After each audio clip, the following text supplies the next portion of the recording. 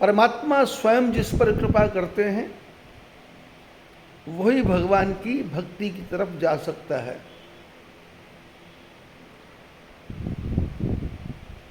रामायण में कितने ही प्रसंग आए, बड़े से बड़े ज्ञानियों के प्रसंग आए, नारद जी का प्रसंग आया,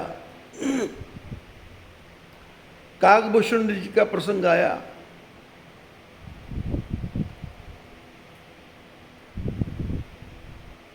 प्रताप भानु का प्रसंग आया, मनु शत्रुपा का प्रसंग आया, रावण की कथा भी आई। और सारी कथाओं का सार क्या निकला कि भगवान अहंकारी के अहंकार को दूर करते हैं और भक्त को भगवान के पास नहीं जाना पड़ता, भगवान भक्त के पास चल करके आते हैं।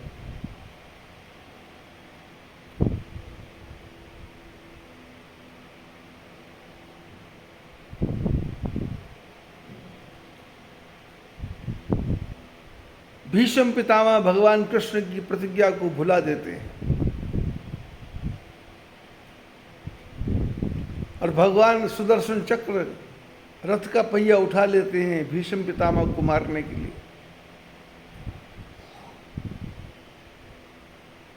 अर्जुन भगवान के चरणों में पड़ता है, प्रभु ऐसा ना करें। आप बोले मैं अपने भक्त को दुखी नहीं देख सकता।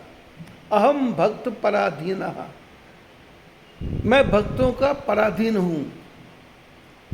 मैं तो हूं भक्तों का दास, भगत मेरे मुकुट मणि।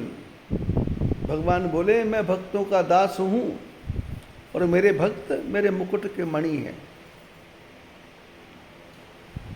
भगवान कहते हैं भाव का भूखा हूं मैं और भाव ही बस सार है। भाव से मुझको भजे तो भव से बेड़ा पार है।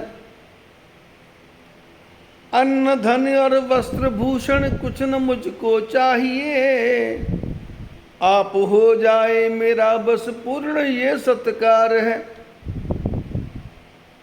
भाव बिन कुछ भी वो दे डाले तो मैं लेता नहीं। भाव से एक फूल भी दे तो मुझे स्वीकार है। जो मुझी में भाव रख कर लेता मेरी शरण है। उसके और मेरे हृदय का एक रहता तार है। भगवान बोले मैं भावना का भूखा हूं। अन्न धन और वस्त्र भूषण कुछ ना मुझको चाहिए। मेरे को अन्न धन नहीं चाहिए, वस्त्र भूषण नहीं चाहिए। अपने आप को समर्पण कर दे। और जो मेरे साथ भाव से भाव जोड़ लेता है तो उसके और भगवान के हृदय का एक तार हो जाता है।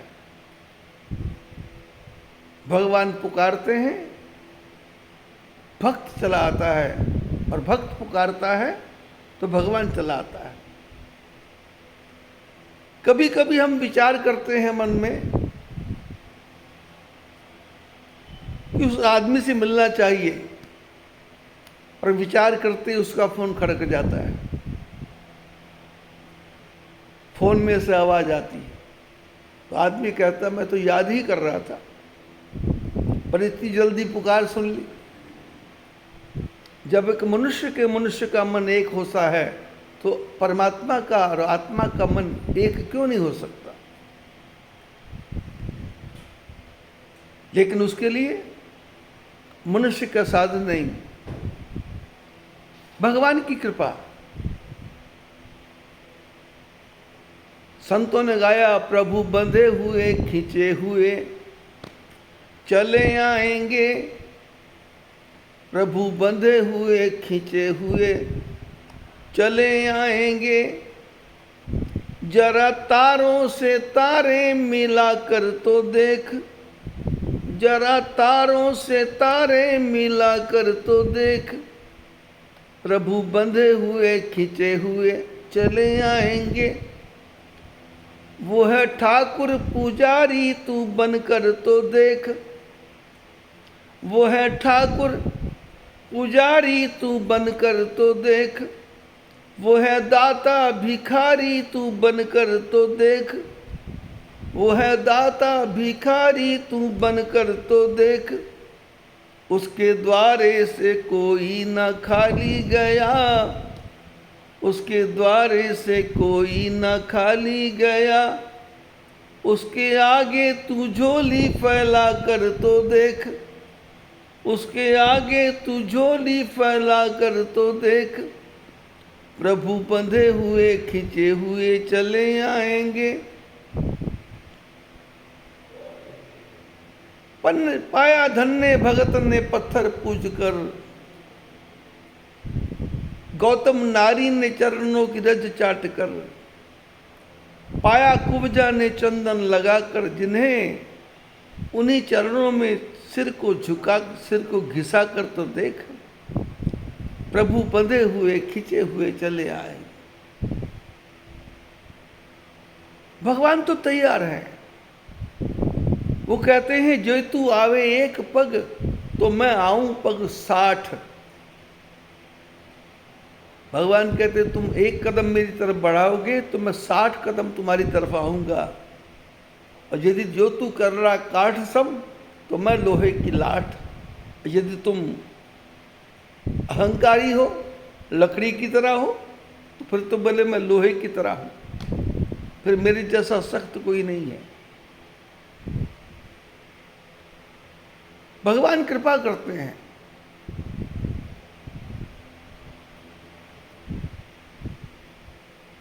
हनुमान जी के सिर पे भगवान ने हाथ रखा,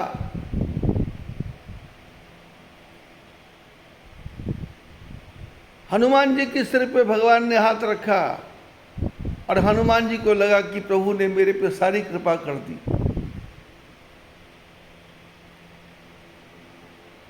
और हनुमान जी ने 2 यात्राएं की,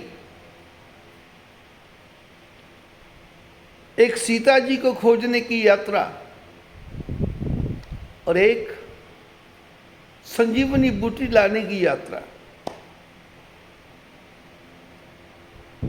और दोनों ही यात्राएं ऐसी थी जिसमें विश्वास नहीं था कि सीता कहाँ है, सीता कौन है, कभी देखा नहीं था, कहाँ है, कौन है, किधर है, किस प्रकार से है, कुछ भी पता नहीं। लेकिन हनुमान जी पहली यात्रा में गए और पूरी यात्रा में कोई भी कष्ट नहीं हुआ, कोई भी कष्ट नहीं। मैनाक पर्वत रास्ते में आ गया,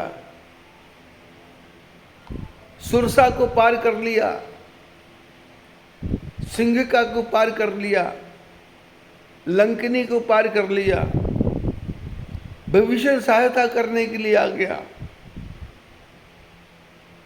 मेघनाद ने बांधा, रावण की लंका में ले गया, और रावण की लंका में रावण चाहता था कि नाक कान काट दूं उस बंदर का, पर भगवान ने ऐसी बुद्धि घुमाई, बोले इसकी पूंछ में आग लगा दो। अब पूंछ में आग लग गई तो हनुमान जी विचार करने लगे अब इस आग का क्या करूं। भगवान ने कहा कुछ नहीं करना। हनुमान जी कूद करके एक ऊंचे मकान के ऊपर बैठ गए। उस समय हरि प्रेरित तही अवसर, चलियो मरुतु 49 अट्टहास करि गिर, गर्जा कपि बड़ लाग आकाश, देह विशाल परम हरुआई, मंदिर ते मंदिर चढ़ाई, झपट लपट बहु कोटि कराला। बोले हनुमान जी, रावण ने हनुमान जी की पूंछ में आग लगाई। हनुमान जी ने सोचा अब क्या करना चाहिए। हनुमान जी ऊपर लंका के ऊपर एक मकान के ऊपर जाके बैठ गए। उस समय भगवान ने वायु चलाई, और वायु कैसी, 49 प्रकार की वायु, किसी को आंधी कहते हैं, किसी को तूफान कहते हैं, किसी को बवंडर कहते हैं। घर की छत पे बैठे हो, खिड़की में से छोटा सा छेद हो और तेज हवा आए, और तेज हवा आती है, उस छेद में से सी सी की आवाज आती है, फर फर फर की आवाज आती है, झर झर झर की आवाज आती है। डर लगने लगता है ये आवाज कहाँ से आ रही है। तो देखा तो छेद में से आवाज आ रही, उसको बंद किया तो दूसरी तरफ एक और बड़ा छेद था, तो वहां से आवाज आ रही।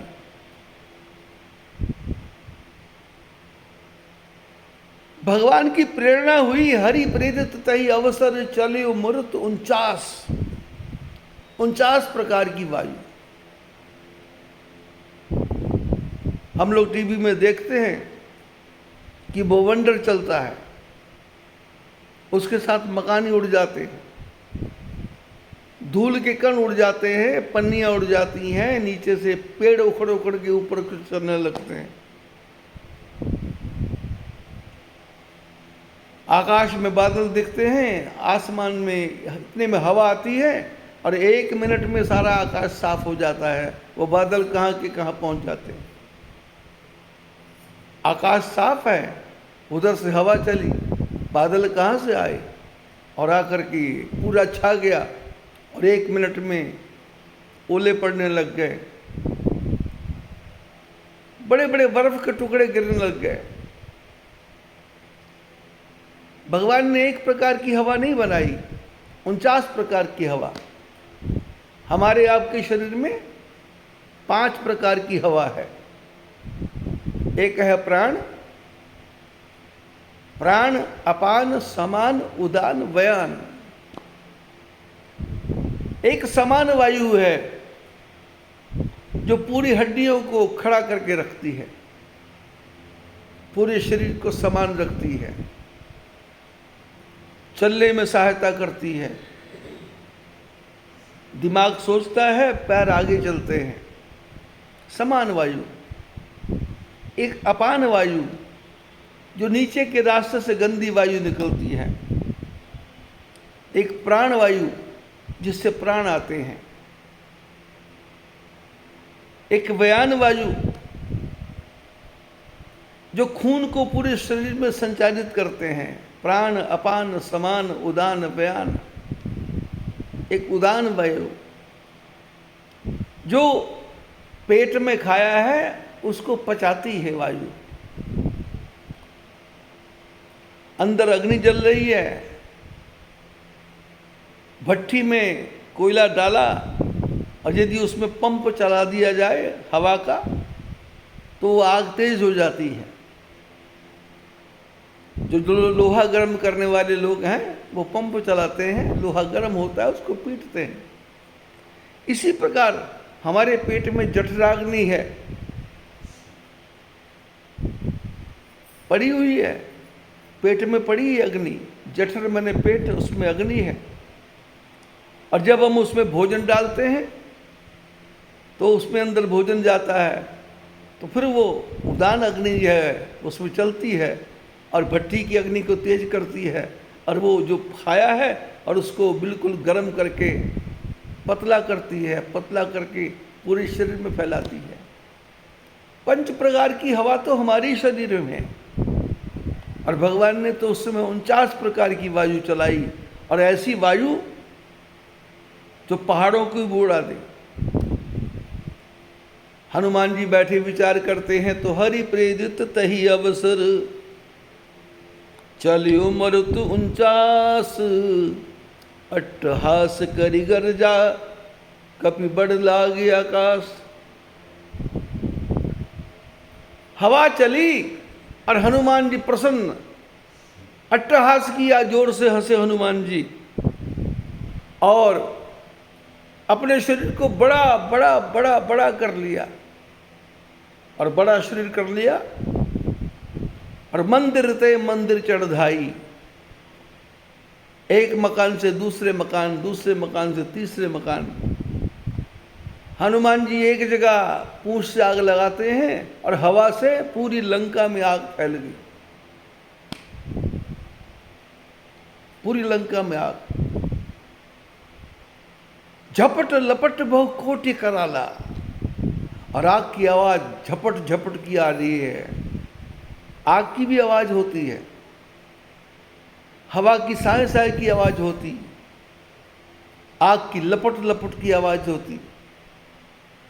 ज़्यादा तेज आ जाए तो उसकी और ज़्यादा बड़ी आवाज़, और तेज आ जाए, और कहीं कोई मकान जल रहा हो और उसके साथ और मकान जल रहे हो, उस समय की आवाज़ सुनो तो वो अलग प्रकार की आवाज़ है। चूल्हे में वही आग जल रही है, उसकी आवाज़ अलग है। गैस में जल रही है, उसकी आवाज़ अलग है। भट्टी में जल रही है, उसकी आवाज़ अलग है। हनुमान जी बैठे हैं, कुछ नहीं कर रहे। भगवान ने कहा तुम बैठे रहो, ये लंका को मैं अपने आप जला दूंगा।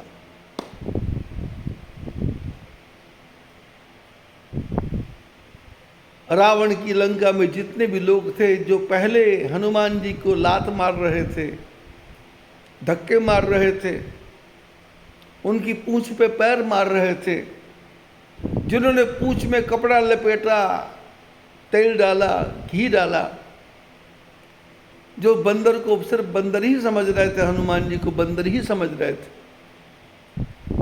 वही आदमी बोलने लगे हम जो कहा यह कपि नहीं होई, बानर रूप धरे सुर कोई। बोले हमने तो पहले ही कहा था ये कोई बंदर नहीं है, ये कोई देवता है जो बंदर का रूप बना करके आया है। साधु अवज्ञा कर फल ऐसा, जरे नगर अनाथ कर जैसा। बोले सज्जन आदमी को दंड दिया, सज्जन आदमी को दुख दिया, तो आज ये पूरी लंका अनाथ की तरह। बोले रावण जिसके डर से सारे देवता हाथ जोड़ के खड़े रहते थे, कर जोरे सुर दिस विनीता, ब्रिकुटी बिलोकत सकल सभीता। देवता रावण की सभा में हाथ जोड़ के खड़े रहते थे। इंद्र, कुबेर, वरुण। रावण की लंका में आग लगी, रावण ने इंद्र को कहा आप बरसात कीजिए, और इंद्र ने इतनी बरसात की, पर पानी लंका में पड़ा ही नहीं, और पानी जितना था वो हवा से समुद्र में जा रहा है। रावण कहता तुम पानी नहीं डाल रहे। बोले यहाँ तो सब टैंकी खत्म हो गई, टैंक खत्म हो गया, मैंने तो सारा पानी डाल दिया, पर ये हवा रुकने नहीं दे रही। पवन देवता को कहा रुक जाओ। बोले मैं कैसे रुकूं, चलाने वाला तो कोई और ही है।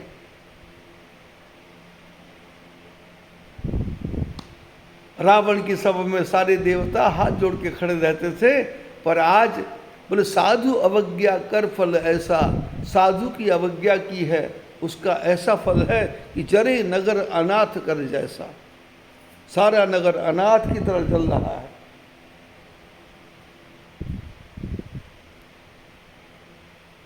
हनुमान जी घूमते जा रहे हैं। सीता जी को सोने की लंका में बैठे हुए देखा था।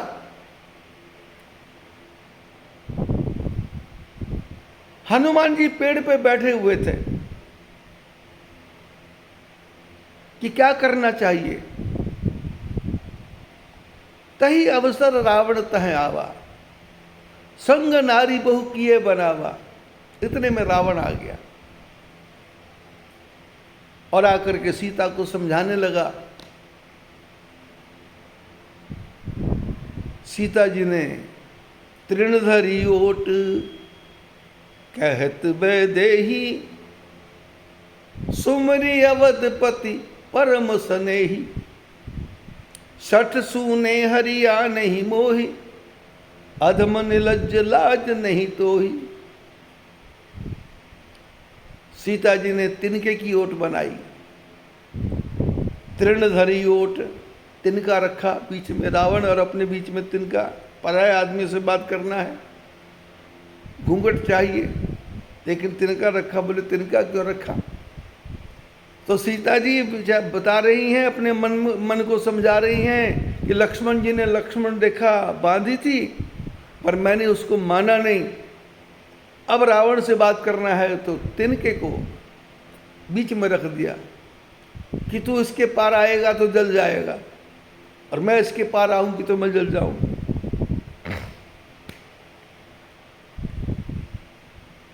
और सीता जी रावण को तिनका दिखा रही है कि तू तिनके के समान है। बोले अरे रावण,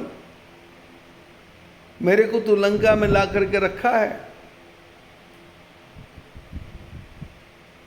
राम जी वहां नहीं थे तो सूने में तू मेरे को उठा करके ले आया। शठ सूने हरियाण ही मोही, मैं अकेली थी, तू हरण करके ले आया। अधम निर्लज्ज लाज नहीं तो ही, अरे तू अधम है, निर्लज्ज है, तेरे को शर्म नहीं आ रही? मैं राम की हूं और राम की ही रहूंगी।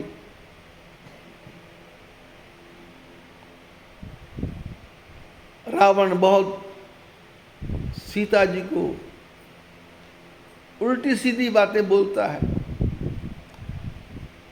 और कह रहा है कि मास दिवस महु कहा न माना तो मैं मारव काढ़ कृपाना। यदि 1 महीने में तुमने कहना नहीं माना तो मैं तुमको कृपाण से मार दूंगा।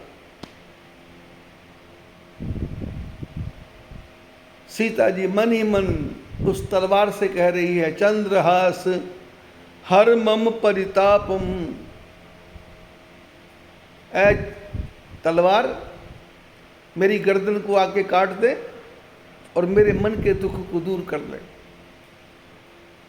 हनुमान जी पेड़ के ऊपर बैठे बैठे सुन रहे हैं और विचार करते हैं कि मैं रावण को अभी मार दूं। पर फिर विचार में आया कि प्रभु ने तो मेरे को भेजा है कि मुद्रिका ले जाओ और इतना करहु तात तुम जाई, सीते ही खोज कहो सुधियाई। बोले इतना ही करना है कि सीता जी का समाचार लेके आना है और मेरे को सुनाना है और कुछ नहीं करना। रावण सीता जी को धमका धमका के चला गया और राक्षसियां सीता जी को दुख देने लगी। हनुमान जी ऊपर बैठे हैं, पेड़ के नीचे जानकी जी बैठी हैं और उसके साथ में त्रिजटा नाम राक्षसी एका, राम चरण रचि निपुण विवेका, सब नहु बोली सुनायस स्वप्ना, सीता ही सही करौ हित अपना, स्वप्ने वानर लंका जारी, जातु धान सेना सब मारी, खर आरूढ़ नगन 10 सीसा, मंडित सिर खंडित भुज बीसा, अहि दिशि सो दक्षिण दिश जाई, लंका मनहु विभीषण पाई, नगर फिरी रघुवीर दुहाई, ये स्वप्ना मैं कहूँ पुकारी, होई है सत्य गयो दिन चारी, तासु वचन सुनते सब डरी, जनक सुता के चरणन परी। रावण सीता जी को धमका करके चला गया। हनुमान जी ऊपर बैठ के विचार करते हैं क्या करूं। इतने में सीता जी के पास में बैठी थी त्रिजटा नाम की राक्षसी। वो राक्षसी क्या थी? उसका राम जी के चरणों के प्रति प्रेम था। वो विभीषण की बहन थी। त्रिजटा नाम राक्षसी एक। विभीषण भगवान के भक्त थे, ये भी भगवान की भक्त। राम चरण रति निपुण विवेका। रात दिन राम जी के चरणों का भजन करती थी। और सीता जी क्या कर रही है? लंका में आंख उठा करके लंका की तरफ नहीं देख रही।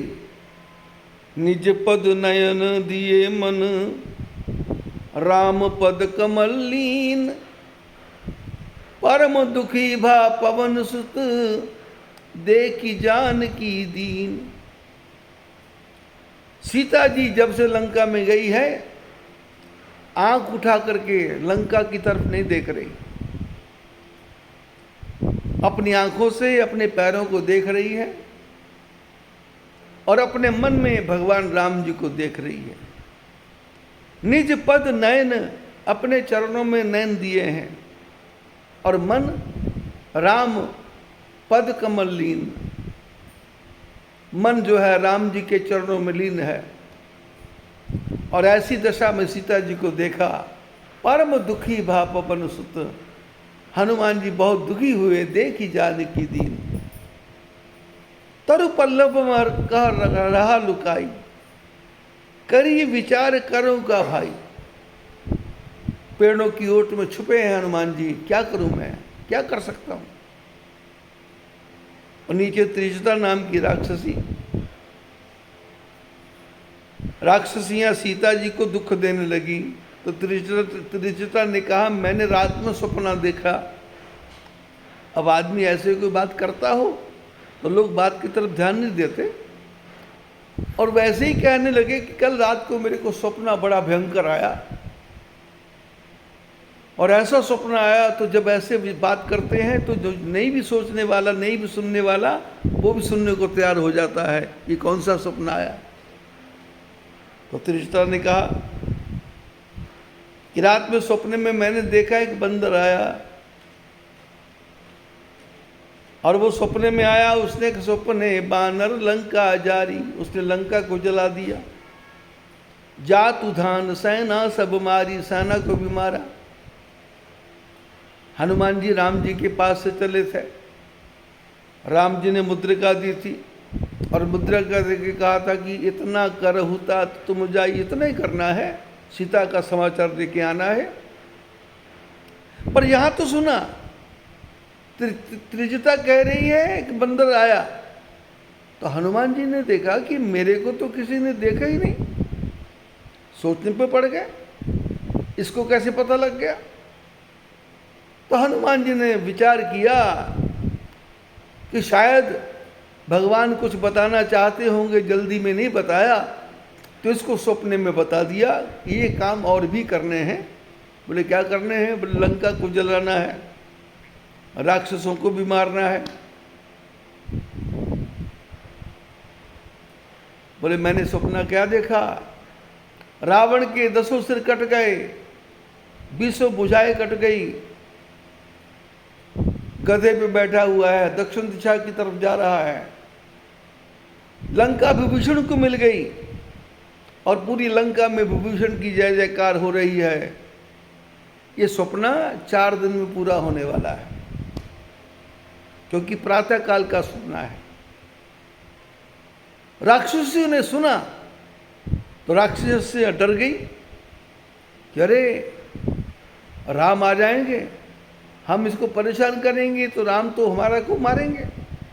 तो तासु वचन सब सुनिते सब डरी, वो सब डर गई और सीता जी के चरणों में प्रणाम करके वहां से सारी भाग गई। हनुमान जी विचार करते हैं कि राम जी ने संदेश भेजा था कि लंका में आग लगाना है, पर आग लगाऊं वैसे, और यहाँ तो आग तो दिन में भी नहीं मिलती, रात में तो मिलनी कहाँ से, क्योंकि लोग कच्चा मांस खा जाते हैं। और हुआ ये कि रावण ने स्वयं ही आग का प्रबंध कर दिया। अब हनुमान जी विचार करते हैं, पेड़ के ऊपर बैठे बैठे सुन रहे हैं। त्रिजटा कह रही जानकी कितनी सुंदर लंका है, सोने की लंका, जरा देख तो सही, नजारे तो देख। सीता जी ने कहा त्रिजटा मां, मैंने अपने जीवन में सोने का मृग देखा। जब राम जी को वनवास हुआ तो मैंने राम जी को कहा मैं आपके साथ चलूंगी। राम जी ने कहा घर में रहो, 14 साल का वनवास है, 7 साल मायके में रहना और 7 साल ससुराल में रहना। मायके ससुरे सर्व सुख, ससुराल में भी सुख है और मायके में सुख है। 7-7 साल कट जाएंगे और हम वनवास में घूम के आ जाएंगे। जानकी जी ने कहा, जिए बिनु देह नदी बिनु भारी, तैसे ही नाथ पुरुष बिन नारी। बोले शरीर में से प्राण निकल जाए तो शरीर की कोई कीमत नहीं है, और नदी में से पानी निकल जाए तो नदी की कोई कीमत नहीं है। ऐसे ही जिस स्त्री का पति चला जाए तो फिर उस स्त्री की भी कोई कीमत नहीं रहती। मैं आपके साथ जाऊंगी, अयोध्या के सुख को याद नहीं करूंगी, जनकपुर के सुख को याद नहीं करूंगी, रास्ते में कोई दुख आएगा तो उसकी फरियाद भी नहीं करूंगी, चर्चा ही नहीं करूंगी, मैं दुखी हूं, मैं आपके साथ चलूंगी। राम जी ने माता कौशल्या जी की तरफ देखा। माँ ने कहा, यहाँ पति जाता है वहीं पत्नी जाती है, ले जाओ। जानकी जी ने त्रिशता को कहा कि मेरे को राम जी को वनवास हुआ था तो मैं इनके साथ जबरदस्ती आई, और मैंने कहा था मैं कुछ भी नहीं मांगूंगी, किसी वस्तु की कामना नहीं करूंगी, मैं सुखों को याद नहीं करूंगी, दुख की फरियाद नहीं करूंगी। राम जी शर्त पे लेकर के आए थे, पर पंचवटी में सोने का मृग देखा, और सोने के मृग को देख करके मेरे मन में लोभ आ गया। मैंने भगवान से कहा, ये सोने का मृग ला दो। भगवान ने कहा, क्यों? बोले मेरे को अच्छा लगता है। भगवान ने विचार किया, इसने सोने का मृग मांगा है, और मांगा किससे है? भगवान से। बोले सोने का मृग मांगा है। बोले जानकी सोने का मृग लेके खुश हो जाओगी? बोले हाँ। तो भगवान ने विचार किया, यदि तेरे को सोना ही चाहिए तो तुमने मांगा किससे? भगवान से।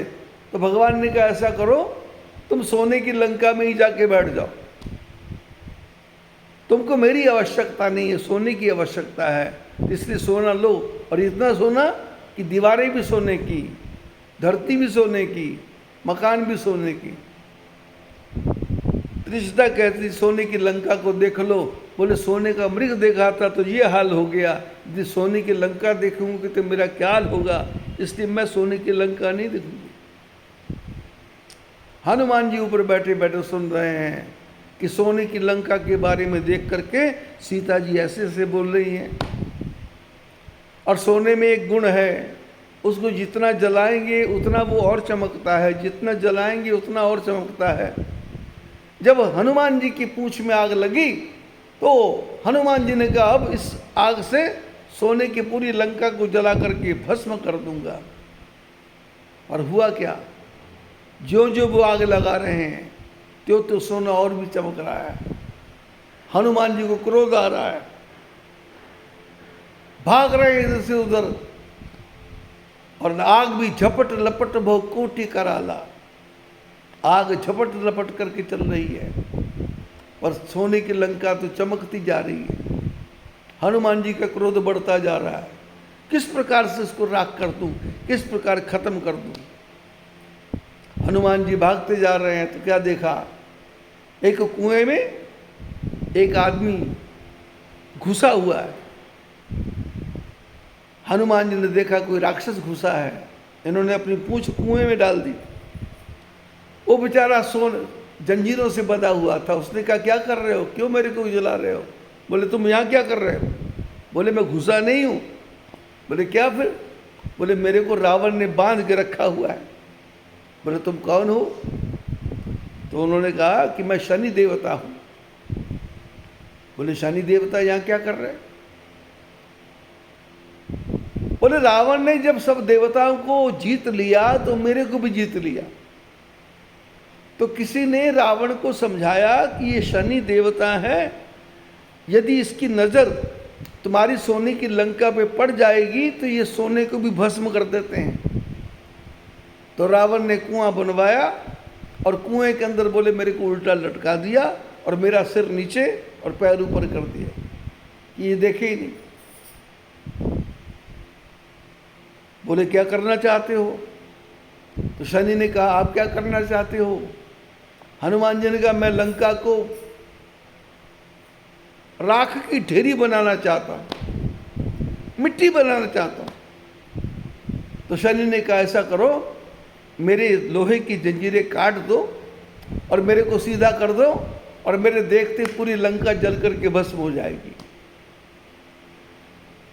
हनुमान जी ने वैसे ही किया। शनि महाराज की जंजीरें काटी और शनि जी को सीधा किया। जो उल्टे थे तो उनको पलट दिया, तो उलट पलट, जो उल्टे थे शनि उसको पलट दिया। जब पलटा तो शनि की दृष्टि लंका पे पड़ी, और लंका पे दृष्टि पड़ते ही लंका सारी जल करके राख हो गई। उलट पलट लंका सब जारी, सारी लंका भस्म।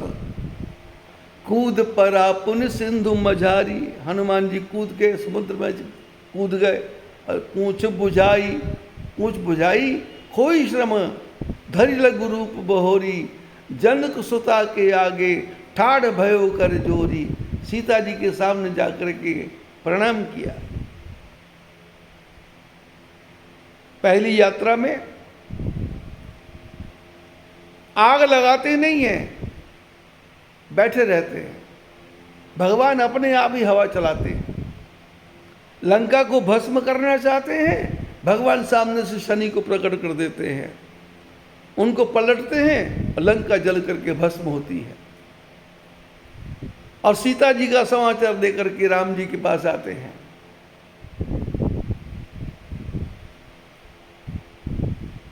राम जी ने पूछा समाचार मिल गए क्या? जाम्बवंत जी ने कहा कि प्रभु की कृपा भयो सब काजू, जन्म हमार सुफल भयाजू।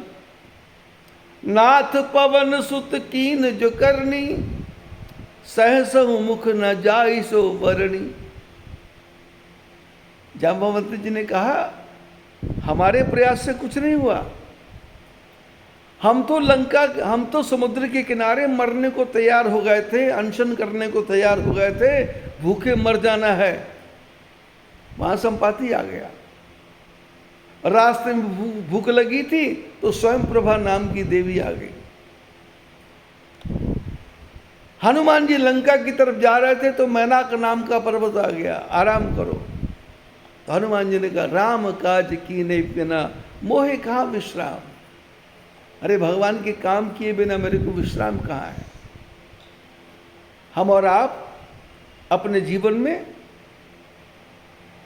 कामकाज तो करते हैं, पर राम काज में ढीला हो जाता काम। कामकाज सारे चल रहे, पेट की आग को बुझाने का काम करते हैं, परिवार के पेट की आग को बुझाने का काम करते हैं, लेकिन भगवान के मंदिर में जाके 10 मिनट बैठना और भगवान का भजन करना भारी पड़ जाता है। पीछे से कोई आवाज़ लगा देता है, सामने से कोई बोल देता है, और इतने में पता लग जाता है कि खानदान में किसी की मृत्यु हो गई, अब मौत हो गई, अब वहाँ जाओ, उसको देखो, उसको देखो, उसको देखो, उसको देखो। भगवान का भजन नहीं। जो आ भी रहे हैं वहाँ पर गरुड़ पुराण होता है, कोई सुनता बुनता नहीं है, सब आपस में बुन बुन बुन बुन बुन बुन बुन बुन बुन बुन बुन बातें करते रहते हैं। कोई गरुड़ पुराण सुनने को तैयार नहीं है। पंडित जी अपने आप बोल के चले जाते हैं, और घर का कोई एक आध आदमी बैठ के सुन लेता है पंडित जी के सामने बैठ के, बाकी सब भगवान का नाम कोई लेता नहीं। मुर्दे को लेके जाते हैं, रास्ते भर राम नाम सत्य बोलते हैं, लेकिन जब उसको जला देते हैं वापसी में कोई भी राम नाम सत्य नहीं बोलता। राम नाम झूठ हो जाता है, संसार का काम सत्य हो जाता है। राम नाम सत्य जब तक जलाना है तब तक। और वापस आए, जिस मुर्दे को लेके जा रहे, जिसके पीछे बोल रहे, वो अर्थी के ऊपर पड़े पड़े सिर हिलाता है। लोग बोलते राम नाम सत्य है, ये मुर्दा सिर हिला के बोलता है मेरे लिए कोई सत्य नहीं है, मेरे तो प्राण निकल गए, ये तो जिंदा आदमी के लिए सत्य है, ये जिंदा आदमी को जपना चाहिए। जाम्बवंत जी ने कहा कि प्रभु की कृपा भयो सब काजू। प्रभु आपकी कृपा से सारे काम हुए हैं। घर में संतान पैदा होनी हो, घर में विवाह होना हो, घर में कोई कार्य होना हो, तो समय पे अपने आप होता रहता है, सब कार्य होते रहते हैं। जब हो जाते हैं तो मनुष्य कहता है मैंने ऐसा किया, मैंने ऐसा किया, मैंने ये बनाया, मैंने वो बनाया। और जब तक कार्य नहीं होते तब तक रात को भी नींद नहीं आती, दिन को भी चैन नहीं आता। मेहमान आएंगे, लड़की वाले क्या बोलेंगे, लड़के वाला क्या बोलेगा, पड़ोसी क्या बोलेंगे, कोई बीच में आकर के उल्टी सीधी बात तो नहीं कर देगा, कोई शादी को बिगाड़ तो नहीं देगा, कोई लड़के की बुराई तो नहीं कर देगा, कोई लड़की की बुराई तो नहीं कर देगा। और जब शादी वाले दिन भी चिंता लगी रहती है, कहीं बाराती नाराज़ ना हो जाएं, कहीं घराती नाराज़ ना हो जाएं, कहीं बैंड वाले नाराज़ ना हो जाएं, कहीं डीजे वाले नाराज़ ना हो जाएं, चिंता लगी रहती है। घोड़ी वाली की चिंता, वो नहीं आया, ये नहीं आया, वो नहीं आया। जब शादी हो जाती, शादी होने के 2 दिन बाद चर्चा होती, हमारी बिटिया की शादी, पूरे शहर वाले कहते हैं ऐसी शादी तो किसी की आज तक हुई ही नहीं। गरीब से गरीब भी बोलता है कि मेरी बेटी की शादी हुई, ऐसी शादी तो आज तक किसी की हुई ही नहीं। मेरे लड़के की शादी, पूरे ऐसी शादी तो किसी की हुई ही नहीं। और शादी के 5-6 महीने तक लड़की के ससुर बहुत अच्छे, लड़के के ससुर बहुत अच्छे, लड़की की सास बहुत अच्छी, लड़की के ससुर बड़े अच्छे। और 6 महीने बाद लड़की ने आके कान में कुछ पूपा पूपा पूपा पूपा कुछ किया, और अब तो लड़की की माँ बोलती है हम तो बिल्कुल फंस गए, हमको तो पता ही नहीं था, हमको क्या पता था ये तो शराब पीता है, हमको क्या पता ये मांस खाता है, हम तो गलत जगह फंस गए, इससे अच्छा तो छुटकारा हो जाए, इससे अच्छा तो चला जाए। काम बढ़िया हो गया, मैंने किया, और काम बिगड़ गया, बोले हमको फंसा दिया, हमको बिना मतलब फंसा दिया। अरे काम बिगड़ा तो भगवान की इच्छा, और काम सुधरा तो भगवान की इच्छा। जामवंत भगवान से कहते हैं प्रभु हमने कोई काम नहीं किया, प्रभु की कृपा, आपकी कृपा से हुआ है। भयो सब काजू जन्म हमार सुफल भायाजू, हमारा जन्म सफल हो गया। और ये काम किसने किया? हनुमान जी पीछे खड़े हैं, जिन्होंने किया वो कुछ बोल ही नहीं रहे, क्योंकि हनुमान जी देख रहे हैं कि जिस लंका में दिया सलाई नहीं थी, जिस लंका में अग्नि तक नहीं थी, वहाँ अग्नि भी प्रकट हो गई। और इतनी बड़ी लंका में मैं कैसे घूमता अकेला, और भगवान ने आग ऐसे फैलाई कि आग अपने आप पूरी लंका में फैल गई। और आग फैलाने पे भी लंका तो जल नहीं रही है, और भगवान ने शनि महाराज को प्रकट कर दिया। तो हनुमान जी तो देख के आए थे कि रावण तो मेरी नाक कान काट रहा था, पर भगवान ने बुद्धि बदल दी, पूंछ में आग लगा दी। रावण तो सीता को मारने के लिए आया था, पर वापस चला गया। हनुमान जी कुछ नहीं बोलते, जाम्बुवंत बोलते। और जाम्बुवंत ने इशारा किया, बोले हमने नहीं किया काम। बोले किसने? बोले ये हनुमान ने किया सब काम। भगवान ने हनुमान जी को बुलाया,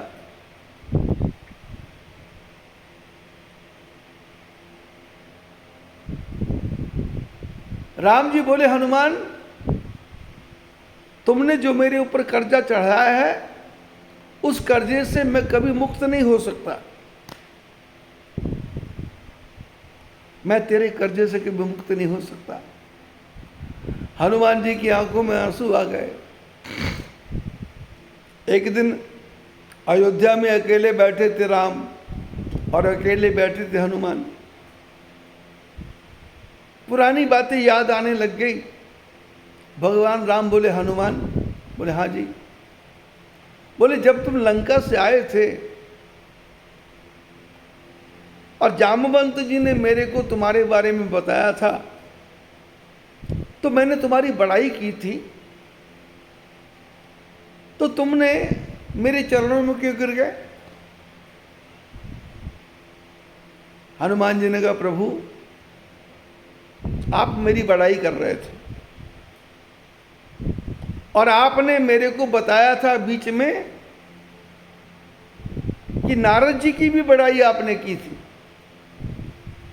नारद जी को अहंकार हो गया था, तो नारद जी की बड़ाई आपने की थी। जब नारद जी की बड़ाई हुई तो आपने नारद को बंदर बना दिया। तो मैंने देखा भगवान मेरी बड़ाई कर रहे हैं तो मेरे को क्या बनाएंगे, बोले बंदर। बोले मैं तो बना बनाया बंदर था। तो मैंने कहा बंदर तो बना हूँ, अब क्या है, बोले गिरने की संभावना है, कहाँ गिरूँ। बोले मैं आपके चरणों में गिर गया। बोले फ़ायदा क्या हुआ।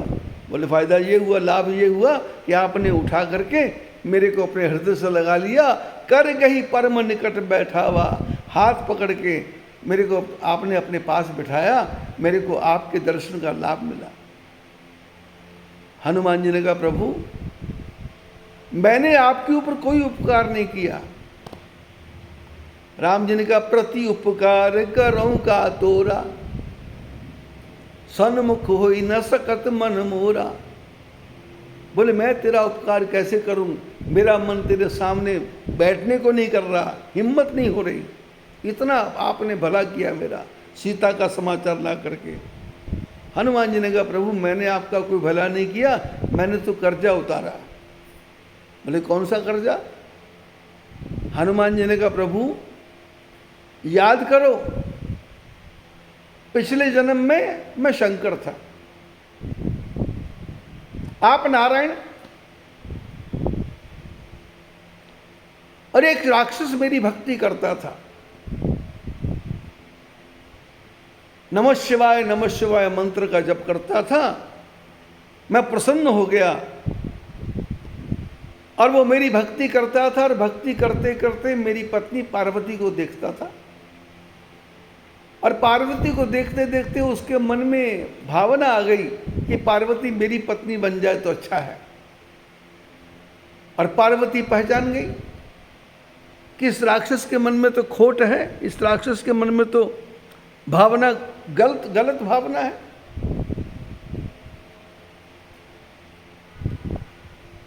शंकर भगवान प्रसन्न हुए, उस राक्षस से पूछा तुम क्या चाहते हो। बोले मेरे को वरदान दो। बोले क्या वरदान। बोले जिसके सिर पे हाथ रखो वो भस्म हो जाए। भगवान ने कहा ठीक है, तुम जिसके सिर पे हाथ रखोगे वो भस्म हो जाएगा। अब जैसे वरदान दिया तो वो राक्षस शंकर जी की तरफ आ गया, शंकर जी के सिर पे हाथ रखने लगा। शंकर जी ने कहा ये क्या कर रहे हो। बोले आपने वरदान दिया, मैं करके देख रहा हूं कि वरदान सच्चा है या झूठा। यदि आप भस्म हो गए तो वरदान सच्चा, यदि भस्म नहीं हुए तो वरदान झूठा। तो शंकर जी ने कहा वरदान तो सच्चा है। शंकर भागे, और पार्वती तो पहले पहचान गई थी ये दुष्ट आदमी है। पार्वती जाके किसी पेड़ के पीछे जाकर छुप गई। इसी झगड़े में पता नहीं चला पार्वती कहाँ गई। शंकर आगे आगे और ये भस्मासुर पीछे पीछे। नारायण भगवान को पता लगा कि शंकर भगवान पे मुसीबत आ गई है। नारायण भगवान ने देखा ये राक्षस पीछे पीछे भाग रहा है, ये भस्मासुर है, ये जला करके भस्म कर देगा और शंकर जी भस्म हो जाएंगे। तो भगवान ने, नारायण ने स्त्री का रूप बनाया, पार्वती का रूप बनाया। शंकर आगे आगे, भस्मासुर पीछे पीछे, और पार्वती भस्मासुर से भी पीछे पीछे आ रही है, भागी आ रही। भस्मासुर ने देखा, थक गया कि पीछे कौन आ रहा है। तो पैरों के पायजेब की आवाज़ आ रही। तो घूम के देखा तो देखा पार्वती आ रही। ये घूमा, इतने में पार्वती पास में आ गई। पार्वती नहीं, नारायण आ गया पास में, तो पार्वती के रूप में थे। भस्मासुर से पूछा कहाँ भाग रहे हो। तो इसने बताया नहीं, मैं शंकर जी को भस्म करने जा रहा हूं। थक गया था, पेड़ के नीचे बैठ गया था। पार्वती भी पास में बैठ गई, नारायण जो बने पार्वती पास में बैठ गए। इधर उधर की बातें होने लगी, तपस्या की बातें होने लगी। पार्वती तपस्या की बड़ाई करती है कि तुमने कितनी भयंकर तपस्या की, कितनी कठिन साधना की। मैं तो रोज तुमको देखती थी, पानी नहीं पीते थे, भोजन नहीं करते थे, फलाहार करते थे, कभी वो भी नहीं खाते थे। रात दिन भगवान के मंत्र का जप करते थे। भस्मासुर सिर हिला रहा, बोले हाँ कर रहा था। बोले ये शंकर प्रसन्न नहीं हुए, ये तेरी तपस्या ने शंकर जी को प्रसन्न किया है। पर मेरे को ये बताओ, तुम शंकर जी के पीछे भाग क्यों रहे हो? बोले नहीं नहीं, मैं वैसे भाग रहा था। पार्वती ने कहा क्यों भाग रहे थे? इसने का बहाना बनाया, नहीं वैसे ही भाग रहा था। और भस्मासुर ने पार्वती से पूछा, नारायण से, कि आप इतने नौजवान हैं और ये शंकर इतना बुढ़ा, इस बुढ़े से आपने शादी क्यों की? आपको कोई नौजवान पसंद नहीं आया क्या? आपके माता पिता को कोई नौजवान आदमी पसंद नहीं आया क्या? नारायण भगवान जो पार्वती बने हैं बोले, मेरी अपनी मूर्खता के कारण ये बुढ़ा मेरे गले पड़ा हुआ है, मेरी अपनी गलतियों के कारण। बोले आपने क्या गलती की? पार्वती ने कहा, मेरे को डांस करना बहुत अच्छा आता है, हर प्रकार के डांस करना मैं जानती हूँ, और डांस करते करते मेरे को अहंकार आने लग गया कि मेरे जैसा डांस कोई कर ही नहीं सकता। अब मेरे पिताजी लड़कों को लेके आते हैं तो मैं कहती मेरे को डांस करके दिखवाओ। अब जब डांस होता तो मैं जीत जाती। लड़के रिजेक्ट हो गए, एक लड़का चला गया, 2 लड़के चले गए, हजारों लड़के चले गए। मेरे पिताजी को बड़ा क्रोध आया, ये लड़की तो मानती नहीं है, उम्र ज्यादा हो रही है। इतने में ये बुढ़ा, ये शंकर हमारे घर आया और इसने सामने से प्रस्ताव रखा कि मैं आपकी बेटी से शादी करना चाहता हूं। मेरे पिताजी को क्रोध था, उन्होंने कहा आपको डांस करना आता है? बोले आता है। तो बोले चलो मेरी लड़की के साथ में डांस करो। बोले डांस किए। जितने डांस मेरे को आते थे उतने इस बुढ़े को भी आते थे, लेकिन एक डांस जो तांडव नृत्य है वो इस बुढ़े को ज्यादा आता था, वो मेरे को नहीं आता था। बस उस नृत्य में ये जीत गया, मैं हार गई, और मेरे पिता ने कहा जा मर, अब इसके से शादी कर। मैं शादी से खुश थोड़ा हूं। मेरा मन कैसा जलता है अंदर से, मेरा मन कितना रोता है अंदर से, मेरे को पता, मेरे को पूछो। तो बुढ़े के पीछे क्यों भाग रहे हो? भस्मासुर ने पूछा आपका क्या प्लान है? बोले मेरी तो इच्छा है कि आपके जैसा पति मेरे को मिले। भस्मासुर ने कहा मैं तो पहले से तैयार हूं। बोले तैयार है तो करना क्या है? इस बुढ़े को छोड़ो। बोले क्या करना है? बोले डांस करना है। भस्मासुर ने कहा मेरे को तो डांस करना आता ही नहीं है। कैसे करते हैं? मैं तो जिंदगी भर तपस्या करता रहा। बोले कुछ नहीं करना, पास फेल तो मैंने करना है। मेरे पापा के पास चलो, वहां 2-4 तरीके मैं तुमको सिखा दूंगी। इधर हाथ करना, इधर हाथ करना, इधर हाथ घुमाना, इधर कमर घुमाना, ऐसे सिखा दूंगी। बोले पापा के सामने सिखाओगी? बोले नहीं, यही सिखा देंगे। बोले सबसे बढ़िया नृत्य है तांडव नृत्य, तुम वही जाके मेरे पापा के सामने कर देना और काम ठीक हो जाएगा। बोले ठीक है सिखाओ। तो जो पार्वती नारायण बने उन्होंने कहा हाथ ऐसे करना है। बोले ऐसे कर दिया। बोले ऐसे कर दो, हाथ जोड़ने। गुरु महाराज को हाथ जोड़ लिए। बोले हाथ ऐसे ऐसे घुमाने हैं। बोले ऐसे ऐसे घुमाने। बोले हाथ ऐसे ऐसे करने, ऐसे ऐसे करने। बोले हाथ ऐसे ऐसे करने, ऐसे ऐसे करने। बोले हाथ ऐसे ऐसे करते करते करते करते करने। अब जैसे सिर पे हाथ रखा, भस्मासुर भस्म हो गया। नारायण भगवान प्रकट हुए। शंकर भगवान पहाड़ के पीछे छुपे हुए थे। नारायण पहुंचे तो शंकर जी ने कहा आ गया भस्मासुर। भागने लगे तो नारायण ने कहा कहाँ भाग रहे हो? आवाज़ पहचान ली। पहचान करके भगवान के चरणों में पड़ गए। बोले क्या? बोले मैंने तेरे को बचा लिया। आज हनुमान जी कहते प्रभु पिछले जन्म में आपने मेरी पत्नी को बचाया, इसलिए इस जन्म में मैं उसी ऋण का कर्जा चुकाने के लिए आया हूँ। मैंने कोई काम नहीं किया है, आपके ऊपर कोई कर्जा नहीं चढ़ाया है। आपने मेरा कार्य किया, मैंने आपका क्या कार्य किया।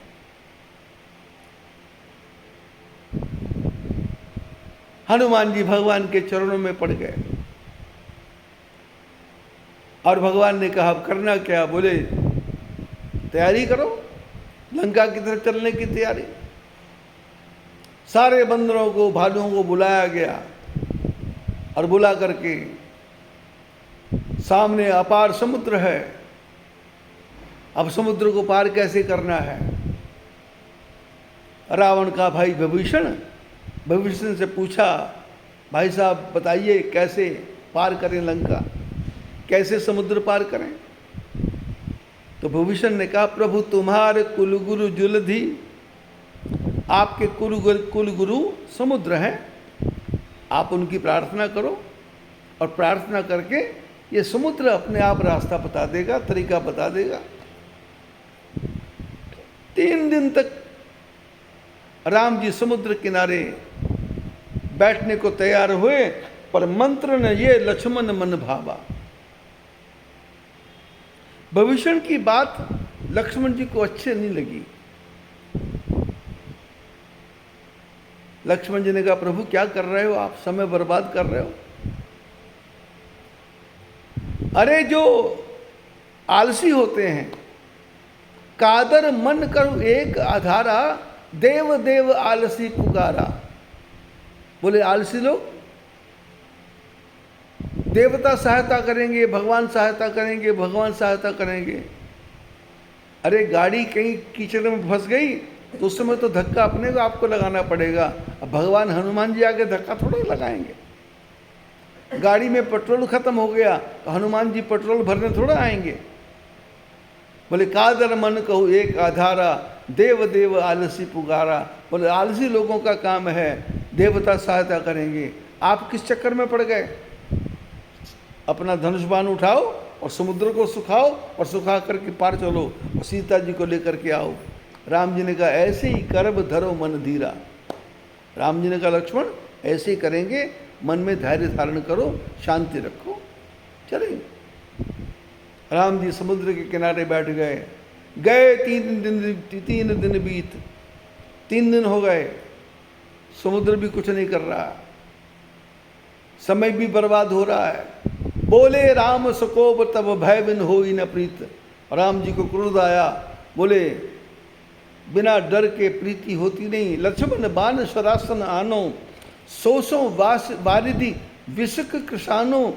सठ सन विनय कुटिर सन प्रीति, सहज कृपण सन सुंदर नीति। ममता रत सन ज्ञान कहानी, अति लोभी सन वृत्ति बिखानी। क्रोधे सम कामई हरि कथा, ऊसर बीज भय फल जथा। अस कही रघुपति चाप चढ़ावा। राम जी ने कहा मूर्ख आदमी से प्रार्थना नहीं करनी चाहिए और जो टेढ़ा आदमी है उससे प्रेम नहीं करना चाहिए और कंजूस आदमी से दान की बात नहीं करनी चाहिए। जो ममता में फंसा है, बच्चों की ममता में, उससे भगवान की कथा की चर्चा नहीं करनी चाहिए। ममता रत सन ज्ञान कहानी, अति लोभी सन वृत्ति बखानी। जो लोभी आदमी है उसके पास भीख मांगना ये अच्छी बात नहीं है। क्रोध ही सम, जिसको क्रोध आ गया उसको बोले शांति रख, शांति रख, वो शांति नहीं रखेगा। काम ही हरि कथा, जो कामी आदमी है उसको बोले भगवान की कथा सुन, बोले कोई कथा वथा कुछ नहीं। ऊसर बीज बय फल जथा, बोले जैसे बंजर भूमि में बीज बोया और बीज सारा बर्बाद हो गया, ऐसे ही।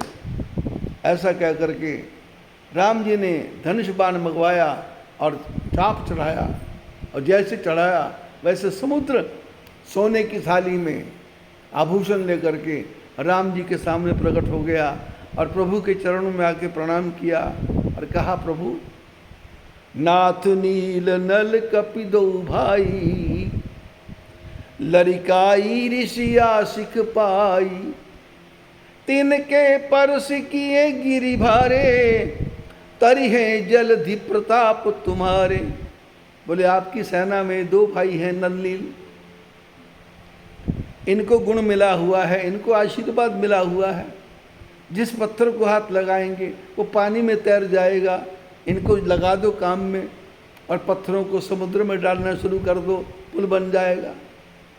राम जी ने नल नील को कहा पत्थरों का पुल बनाओ, लेकिन पत्थर डालते हैं, पत्थर पानी की लहरें आती हैं, अलग अलग हो जाते हैं। किसी ने कहा इस पर राम का नाम लिख दो, रा और माँ लिखा, जुड़ते जा रहे जुड़ते जा रहे जुड़ते जा रहे, और समुद्र के ऊपर अपार पुल बन गया। जब अपार पुल बना तो सारे बंदरों ने बड़े जोर से बोला सच्चिदानंद भगवान की, लक्ष्मी नारायण भगवान की।